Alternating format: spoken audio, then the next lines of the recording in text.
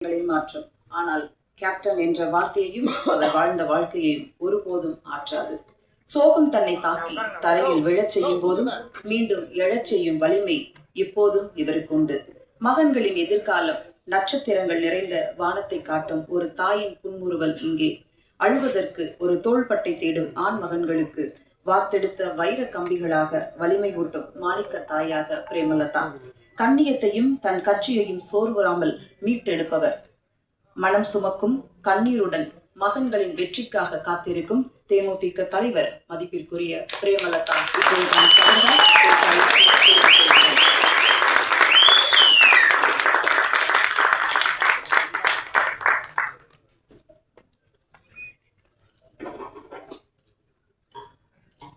அனைவருக்கும் வணக்கம்.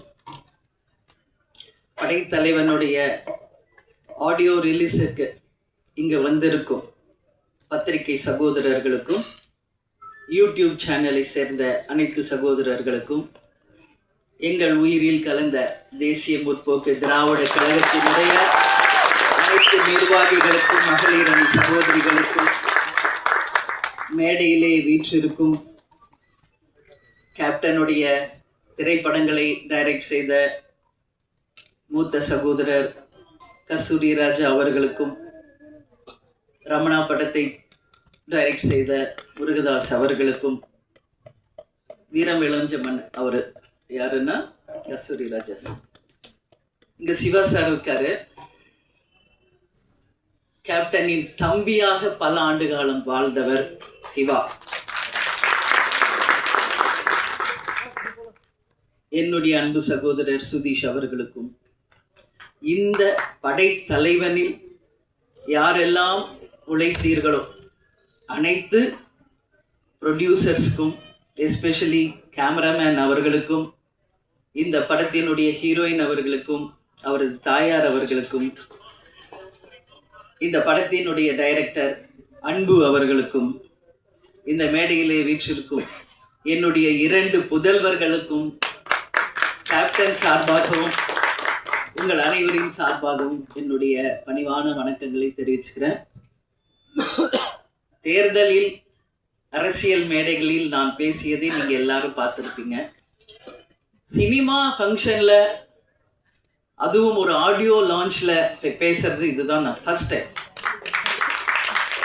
சகாப்தம் படம் ரிலீஸ் ஆனப்போ கேப்டன் இருந்தாங்க. அப்போது என்னை பேச சொல்லி அழைச்சார். நான் சொன்னேன், இல்லை இது சினிமா, அதனால் நீங்கள் மற்றவங்களாம் டெக்னீஷியன்ஸ்லாம் பேசட்டுங்க, நான் பேசல அப்படின்னு சொன்னேன். மேபி அது தப்போ அப்படின்னு நான் ஃபீல் பண்ணுறேன். ஏன்னா கேப்டன் ஒரு அம்மாவா நீ அவனை ஸ்டேஜில் நீ வாழ்த்தணும் அப்படின்னு கேப்டன் சொன்னார். அன்னைக்கு சரி, சினிமா ஃபங்க்ஷனில் நம்ம எதுக்கு பேசணும் அப்படின்னு நினச்சேன். பட் நான் இன்னைக்கு சொல்கிறேன், சண்முக பாண்டியன் அம்மாவா மட்டும் கிடையாது, உங்கள் அன்பு சகோதரியாக கேப்டன் பெற்றெடுத்த சண்முக பாண்டியனை இனிமேல் உங்களிடம் நான் ஒப்படைக்கிறேன். பத்திரிகை நண்பர்களிடமும் தமிழக மக்களிடமும் நான் சினிமா துறையை சேர்ந்த அனைவரிடமும் அவரை நான் ஒப்படைக்கிறேன். எல்லாரும் பேசுவாங்க, நிறைய நான் பார்த்துருக்கேன். கேப்டன் கூட 33 வருஷம் வாழ்ந்திருக்கேன். கேப்டனை பற்றி பேசுறது இன்னைக்கு அவர் மறைவுக்கு பிறகு டெய்லி அத்தனை யூடியூப்ஸ்லையும் கேப்டனுடைய பழைய காலிய நினைவுகள், பேச்சுக்கள் எல்லாம் வரும்பொழுது கேப்டன் அப்படி பண்ணார், இப்படி பண்ணார், நிறைய விஷயங்கள் நான் பார்க்குறேன். கேப்டனுடைய 2 புதல்வர்கள். கேப்டனுக்கு 2 தொழில். ஒன்று சினிமா, இன்னொன்று அரசியல். கேப்டனும் நானும் இது அவங்க 2 பேரும் பிறந்த போதே முடிவெடுத்த ஒரு விஷயம். அப்பாவின் பாதையில், சிங்கப்பாதையில் விஜய் பிரபாகர் அவர்களும், யானை பாதையில் இளையவர் சண்முக பாண்டியன் அவர்களும் அவங்க அப்பாவுடைய கனவு லட்சியத்தை நிச்சயமாக வென்றெடுப்பார்கள் என்பதில் ஒரு அம்மாவை எனக்கு எந்த டவுட்டுமே கிடையாது. ஏன்னா கேப்டன் நானும் அவங்கள அப்படிதான் வளர்த்துரு. கேப்டன் சொல்லுவார், சொல்லி சொல்லி வளர்ப்பார். பிரபாவை அண்ணான் தான் சொல்லணும், தம்பி.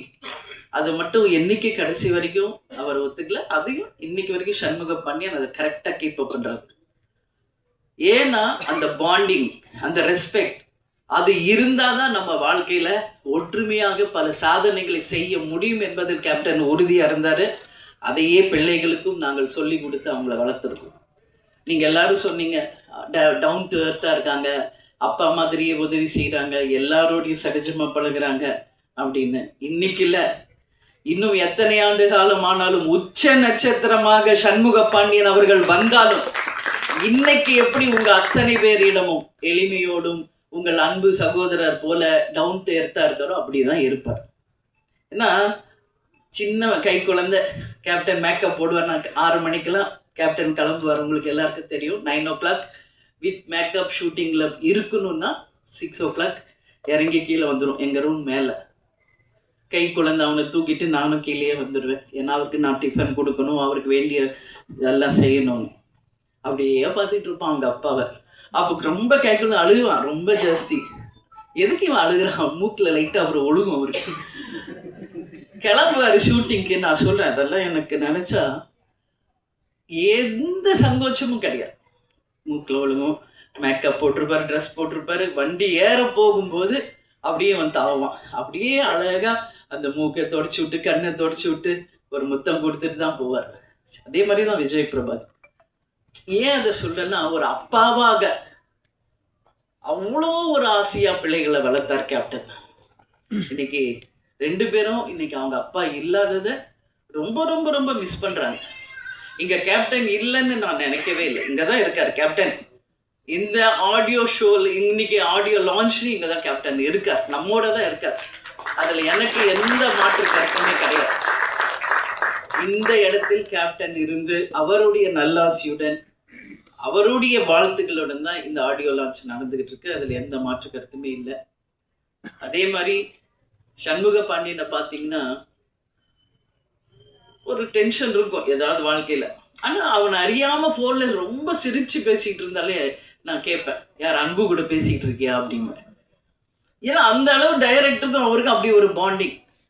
அவரோட ஸ்ட்ரெஸ் பிளஸ்டர் வந்து சண்முகா வந்து மனசு விட்டு பேசுறது யாருன்னா அன்பு. ஸோ அந்த அளவு வந்து அவங்க 2 பேருடைய புரிதல் இருக்கு. இப்போ அடுத்த படம் டைரக்டர் எங்க அம்மா உங்களுடைய பெரிய ஃபேன் சார். ஊதா கலர் ரிப்பன் அப்படின்னு போட்டாலே போதும். எங்க அம்மா 85 வயசு, இன்னைக்கும் எந்திரிச்சு உட்காந்து பார்ப்பாங்க. நான் இதை சார் வந்து கதை சொல்ல வரும்போது வீட்டுக்கு வரும்போதே நான் சொல்லியிருக்கேன். அதே மாதிரி தான் சசிகுமார் சார், அவரும் வீட்டுக்கு கதை சொல்ல வரும்போது அவருடைய அந்த டவுன் டு எர்த் அங்கே பார்த்தேன் வீட்டில். சசிகுமார் சார், நீங்கள் சொல்லியிருக்கீங்க குற்ற பரம்பரை நிச்சயமாக வரும் அப்படின்னு நான் உறுதியாக நம்புகிறேன். ஹாட்ஸ்டார் மூலியமா வருதோ இல்லையோ, அது வெப் சீரிஸா வருதோ இல்லையோ, அதை ஒரு திரைப்படமாக நாம் அனைவரும் சேர்ந்து நிச்சயம் எடுப்போம் என்றத இந்த ஸ்டேஜில் உங்களுடைய படம் மிகப்பெரிய வெற்றி அடைஞ்சிருக்கு. அதுக்கு உங்களுக்கு நான் வாழ்த்துக்களை சொல்றேன். அதே மாதிரிதான் நம்மளுடைய ரமணா டைரக்டர், அவருடைய திருமணத்துக்கு போயிட்டு வந்துதான் கட்சியே ஆரம்பிச்சு. அதனால எல்லாருமே கேப்டனோட பாண்டிங் தான். இதுல யாருமே கேப்டன் உடைய அந்த நட்பு இல்லாம யாருமே கிடையாது என்பது உங்க எல்லாருக்குமே தெரியும். விஜய் பிரபாகர் தம்பி வந்து ஸ்டோரி சொல்லும்போது அவரும் உட்காந்து கேட்பார். ஸோ நான் ஒரே ஒரு விஷயம் தான் சொல்றேங்க, படைத்தலைவன் ஒரு அனிமலுக்கும் ஒரு மனிதருக்கும் இருக்கின்ற அந்த அன்பின் பாலம். ஒவ்வொரு வீட்லயும் நம்ம டாக் வளர்க்குறோம், பெட் அனிமல்ஸ் இருக்கு. வீட்டில் எப்பவுமே கேப்டனும் சரி, நானும் சரி, பிரபாஷ் அம்மு எல்லாமே ஒரு பெட் லவர்ஸ். நம்ம வீட்டில் எவ்வளோ டாக்ஸ் இருக்குன்றது உலகத்துக்கு தெரியும். அவங்க அன்பை வளர்க்குற கிளி எத்தனை இருக்குன்றது உங்களுக்கு தெரியும்.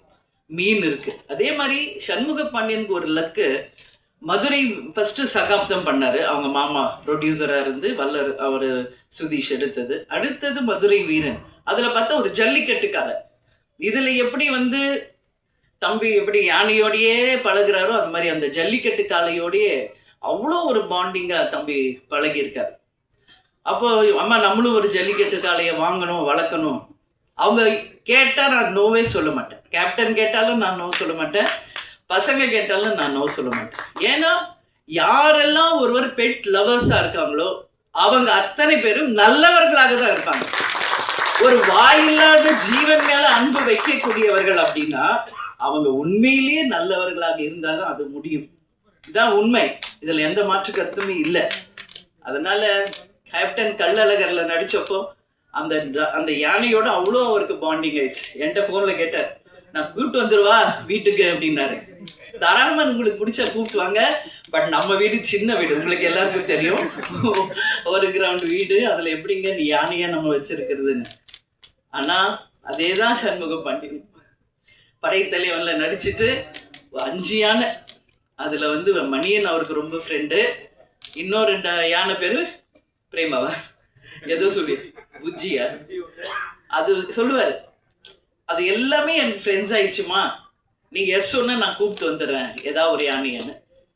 நான் இது வரைக்கும் சொல்லலை, இப்போ சொல்றேன். சண்முக பாண்டியனுக்கும் என் கேப்டனுக்கும் சொல்றேன், உறுதியாக ஒரு யானை நம்ம வாங்குவோம்.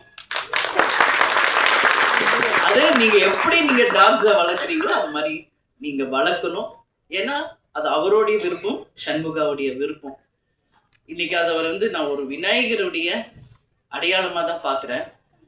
முருகர் எப்பயுமே அண்ணன் கணேஷாவை கும்பிட்டுட்டு தான் எந்த ஒரு விஷயத்தையும் தொடங்குவார். அதே மாதிரி தான் இவங்களும், சண்முகாவும் விஜய் பிரபாகர் கிட்ட சொல்லி அந்த அன்போடு அவர்கிட்ட பிளெஸிங் வாங்கி தான் கிளம்புவார். அந்த மாதிரி ஒரு அன்பு அவங்களுக்குள்ள சின்ன வயசுல இருந்தே இருக்கு.